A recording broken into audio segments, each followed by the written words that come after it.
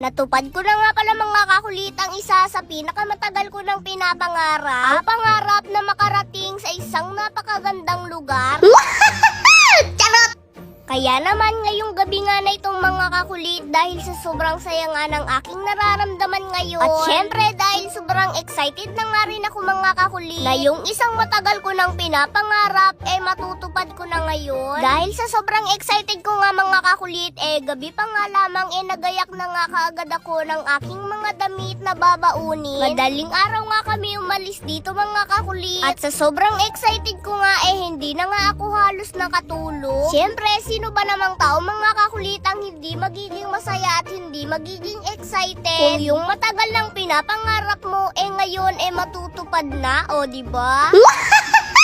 At sa sobrang excited ko nga mga kakulit pati nga itong video na ito pinorward ko na dahil gusto ko na nga agad ipakita sa inyo mga kakulit kung ano nga ba itong isa sa mga matagal ko nang pinapangarap. Ang pangarap na makarating sa isang napakaganda at nakaka-relax na lugar. At yun ang totoo mga kakulit sa isa sa aking mga pinapangarap. Dahil sa totoo nga lamang mga kakulit itong lugar nga na pinuntahan ko na ito ngayon nga lamang ako nakarating dito. Marami ngang nagsasabi mga kakulit na sobrang napakaganda nga daw ng lugar na ito. Kaya naman talagang pinangarap ko ang makarating dito. At ang aking pagpunta nga dito mga kakulit akin nga itong pinag-ipunan. At hindi ko ito hiningi sa aking mga magulang. At sa buong buhay ko nga mga kakulit ito nga yung ikalawang beses na makapag-travel nga ako ng napakalayo. Dahil ang unang beses mga kakulit na makapag-travel nga ako ng malayo noong makarating nga ako sa Maynila. At hindi ko rin maikakaila sa inyo mga kakulit na ang aking napupuntahang lugar pa lamang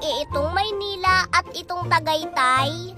So yun mga kakulit, so ngayon nga pala nandito nga tayo sa Tagaytay City at kitang-kita nga dito ang Bulkang Taal. At nang makarating nga ako dito mga kakulit talaga namang walang mapaglagyan ang saya na aking nararamdaman. At kung inyo nga makikita mga kakulit bakas naman talaga sa aking muka ang sobrang saya at sobrang ligaya ng aking nararamdaman. Ang sobrang saya at sobrang ligaya na pagdating sa'yo kahit kailan hindi ko nakamta. Ang sobrang saya at sobrang ligaya na dito ko nga lamang sa Tagaytay na tagpuan. Charot, hindi gayon.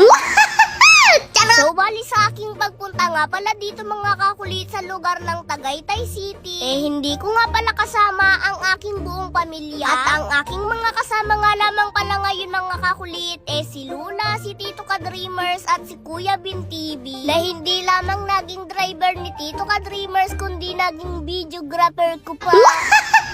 Sobrang nakakatuwa nga mga kakulit dahil yung isang napakatagal ko na ngang pangarap ngayon natupad ko na. Napakasimpleng pangarap nga lamang nito mga kakulit kumpara sa iba. Pero para sa akin nga mga kakulit dahil first time ko nga lamang makarating sa ganitong klase ng lugar hindi ko talaga ito makakalimutan at ito talaga ang pinakamasayang moment ko sa aking pagkabata. Hindi ko na nga lamang ine-enjoy sa paglalaro ang aking sarili pero enjoyin ko na nga lamang ito sa mga ganitong moment. Dahil yung ganitong moment talaga mga kakulit ang kahit kailan hindi ko talaga makakalimutan. Hindi naman ako katulad ng iba dyan na pagkatapos masayahin at pakinabangan pagdating sa huli bigla na lang iiwan at kakalimutan. Charot, hindi gayon.